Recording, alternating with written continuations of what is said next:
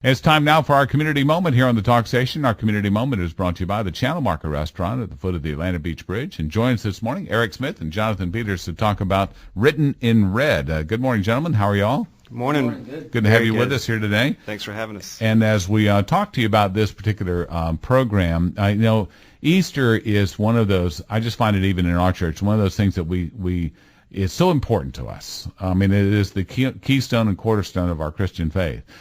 However, it's often difficult to portray in a way that gets across both the message and the realism of it. So tell me, Jonathan, a little bit about Written in Red. What does that do? Written in Red is it's an Easter musical drama, and it's a little unique with an Easter drama in that it actually takes it from the birth of Jesus through young Jesus, through his ministry, crucifixion, resurrection, and even into a heaven scene. So it really encompasses the full breadth of the Jesus story. Okay, excellent. Eric, you tell me it takes a lot of work to put all these folks together, right? Yes, it's extremely a lot of work. We're practicing 3 days a week, approximately 2 hours.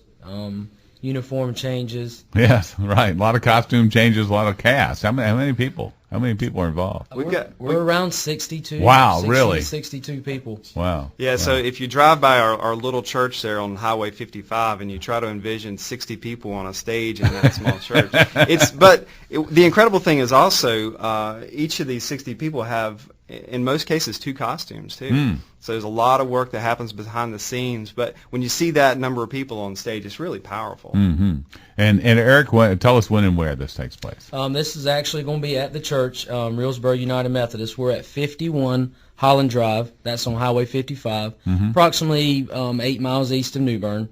And we're going to have performances actually Thursday night, Friday night, Saturday, and Sunday. All of those will be at 7:30 p.m. And then Saturday and Sunday we'll actually have a matinee performance. Okay, so you've got the nightly performances and then the couple of matinees there too. That's correct. Wow, that's a lot of costume changes. A lot to keep up with. Now, I would imagine then the set you have to keep pretty minimal, wouldn't you, Jonathan? You would think they do a good job with the minimal type of materials we have.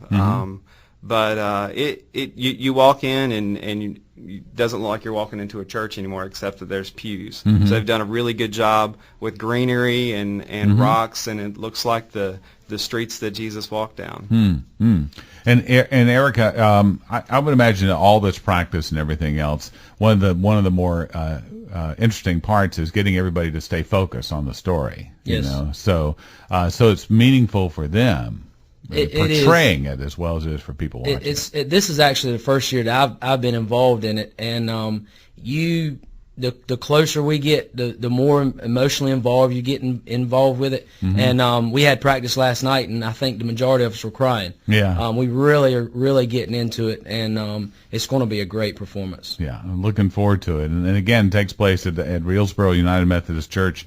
Thursday through Sunday, 7:30 nightly, and then a Saturday and Sunday. Is that right? Saturday and Sunday matinee at 4 o'clock. And Jonathan, how often do you do this production? Since 2010, we've started doing it every other year, but this will be the 11th year we've put on this performance. What's interesting also is that every year it's a little bit different. So if you've come before, come back and you'll see new scenes. If you've missed 2 times, then it's quite a bit different. Now tell me about it. Getting 60 people involved in this for all the practices that you have to do. That's the dedication there. It is, and we can't take all the credit for it. There's actually 9 local area churches involved. Wow. So excellent. 9 churches represented.